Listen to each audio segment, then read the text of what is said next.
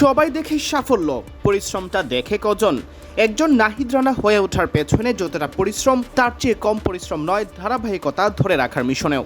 মূলত তিনটি জিনিস ঠিক রাখার মাধ্যমে আজকের রানা: ঘুম, খাবার আর ফিটনেস। সিলেট টেস্টের দ্বিতীয় দিন শেষে গণমাধ্যমের মুখোমুখি হন বিশ্ব কাঁপানো টাইগার পেসার।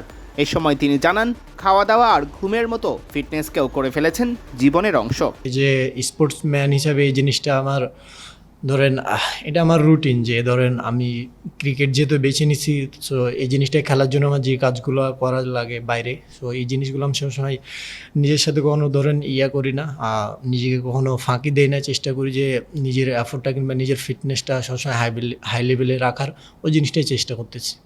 আর এজন্য খুব হিসেব নিকেশ করে চলতে হয় নাহিদকে। বাদ দিতে হয় পছন্দের খাবারটাও, আর সার্বক্ষণিক যোগাযোগ রাখেন ট্রেনারদের সাথে। আসলে আমি চেষ্টা করি কেমনে যারা ট্রেনার আছে বিসিবিতে, তাদের সাথে কথা বলি এবং আমি চেষ্টা করি যে কেমনে আমার ভালো ট্রেনিং করা যায় এবং ভালো খাওয়া দাওয়া এবং ভালো ঘুম, এই জিনিসগুলো আমি সবসময় মনোযোগ দিয়ে থাকি যে কেমনে নিজের ফিটনেসটা আরও ভালো উপর লেভেলে নেওয়া যায়, কিংবা ভালো ফুড এবং ভালো ঘুম, এই তিনটে জিনিসে আমি চেষ্টা করতেছি ভালো করার। তো আলহামদুলিল্লাহ প্রসেস আছে, ভালো হচ্ছে। শুধু মাঠের বাইরে নয়, মাঠেও একজন পেসারকে কত কিছু ঠিক রাখতে হয়। এই যেমন বোলিংয়ের আগে ওয়ার্ম আপ। দ্বিতীয় দিন চা বিরতির পর নাহিদ নেমে গেলেন সবার আগে। ওয়ার্ম আপের জন্য বিরতিও নিলেন অন্যদের চেয়ে কম।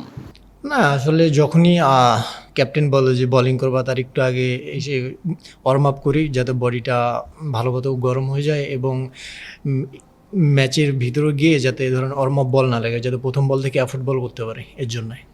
এখন যেহেতু 3 ফরম্যাটেই খেলছেন, টানা খেলার ধকল আর ফরম্যাট ভেদে প্রস্তুতির জন্য নাহিদ পর্যাপ্ত বিশ্রামের সময়টাও বের করে নেন ক্যালেন্ডার থেকে।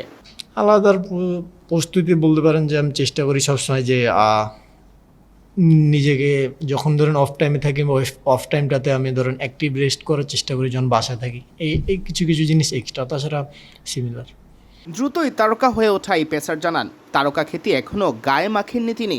নিজেকে তুষ্ট না করতে কে কী বলল বা প্রশংসা করলো তাতে কর্ণপাতই করেন না। আসলে প্রথমত আমি আশেপাশে কি কথা হচ্ছে এই জিনিসগুলো আর দেখতেছি না, কারণ নিজের প্রতি এক্সপেকটেশন সেরকম নেই, কারণ এক্সপেকটেশন কখনো ভালো কিছু নিয়ে আসে না। আমি আমার স্কিল যে জিনিসটা, সেই জিনিসটা আমি মাঠে গিয়ে এক্সিকিউট করার চেষ্টা করি এবং আমি চেষ্টা করি যে আমার টিম আমার কাছ থেকে কী চাইতেছে এবং আমার ক্যাপ্টেন আমার কী প্ল্যান দিতেছে, এই জিনিসগুলো আমি এক্সিকিউট করতে পারতেছি কিনা, এই জিনিসটার উপরে আমার সবসময় মনোযোগ থাকে। আমার এই মনোযোগ এটা থাকে না যে বাইরের থেকে আমার প্রতি কতটা এক্সপেকটেশন রাখা হচ্ছে, কারণ এক্সপেকটেশন যখন নিজের প্রতি নিজে রাখবো, তখন ধরেন একটা এক্সট্রা প্রেশার, এই জিনিসটা আমি নিজের প্রতি নিজে রাখতেছি না। চেষ্টা করতেছি যতটুকু পারা যায় নিজের স্কিল অনুযায়ী টিমকে আমার হেল্প করার। সিয়াম চৌধুরী, বিডি ক্রিক টাইম।